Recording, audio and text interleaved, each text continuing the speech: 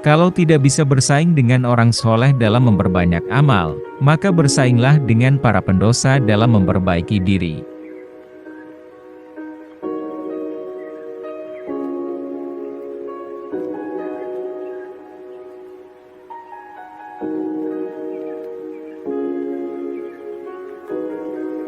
Islam itu menenangkan. Kalau masih sering gelisah, ada yang salah dengan keislamannya.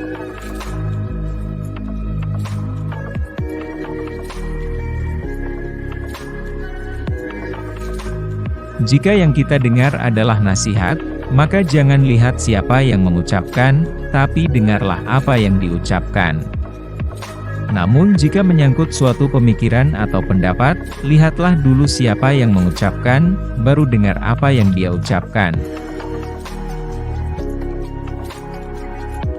Berteman carilah yang baik, candanya pun akan memberikan faedah, umumnya kesehariannya sederhana dan rendah hati. Sudahkah kita memiliki sahabat seperti itu? Kalau belum, cari sekarang, mumpung masih ada waktu.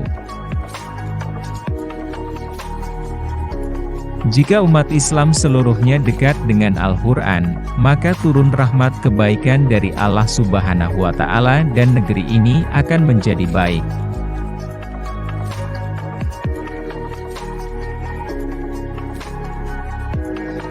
Sudahkah kita mengerti? Dari sekian ribu sholat yang kita tunaikan, berapa persen yang kita paham artinya? Jangan-jangan kita sholat tapi tidak tahu artinya.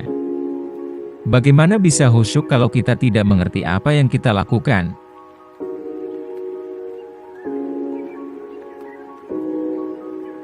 Yang terlihat sedikit bisa jadi berkahnya melimpah. Makanya jangan bosan bersyukur. Biar nikmatnya ditambah. Kunci dari semua hal adalah sholat. Kalau kita masih sering berbuat salah, maka ada yang salah dalam sholat kita.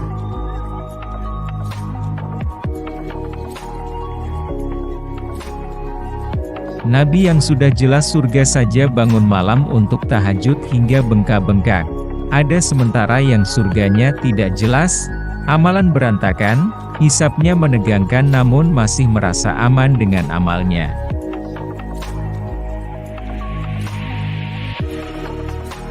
Kalau Anda mendapatkan tingkat kekayaan dan merasa kaya dengan itu, Anda belum bebas dengan persyaratan masuk surga. Belum tentu harta menjadi jaminan masuk surga.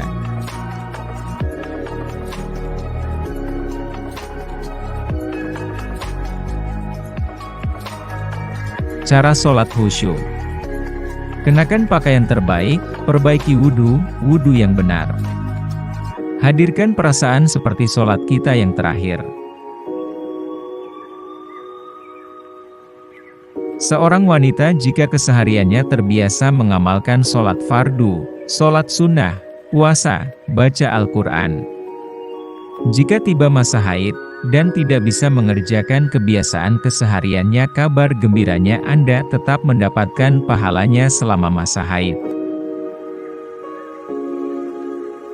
Ketika seseorang mendapatkan ujian yang mengguncang jiwa, maka itu tandanya Allah ingin menaikkan derajat keimanan orang tersebut ke level tingkatan iman yang lebih tinggi. Maka berbahagialah. Karena ujian itu tanda cinta Allah kepada orang tersebut untuk meningkatkan kualitas hidupnya. Hidayah bukan hanya diberikan untuk orang yang tidak beriman saja, tapi Allah berikan hidayah pada orang yang beriman juga untuk menguatkan imannya.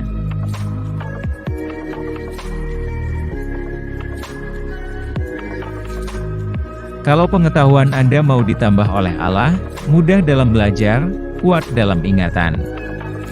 Tingkatkan takwamu kepada Allah, maka Allah akan ajarkan Anda pengetahuan.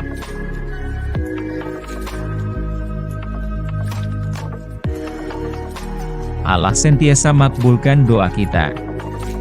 Cuma cepat atau lambatnya. Jika sholat ditunaikannya lambat jugalah Allah makbulkan.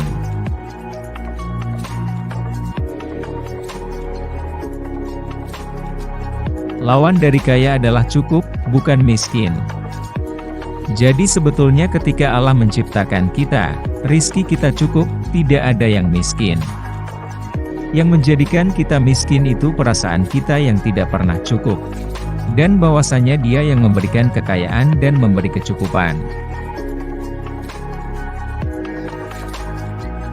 Jika ada yang lalai diingatkan, karena surga terlalu luas untuk sendirian.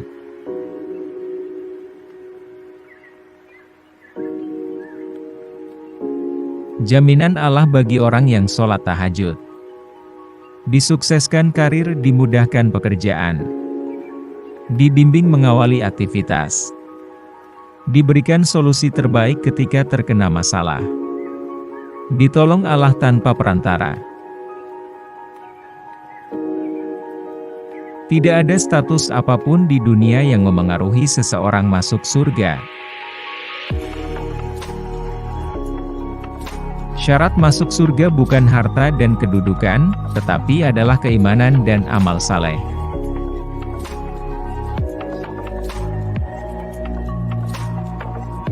Kita tidak tahu siapa yang akan mendapatkan hidayah, tetapi kita bisa terus berdoa kepada Allah.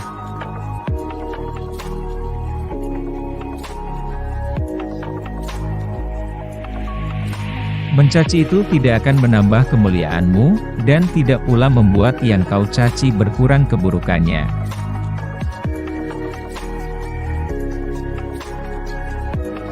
Orang yang beriman pasti beramal saleh.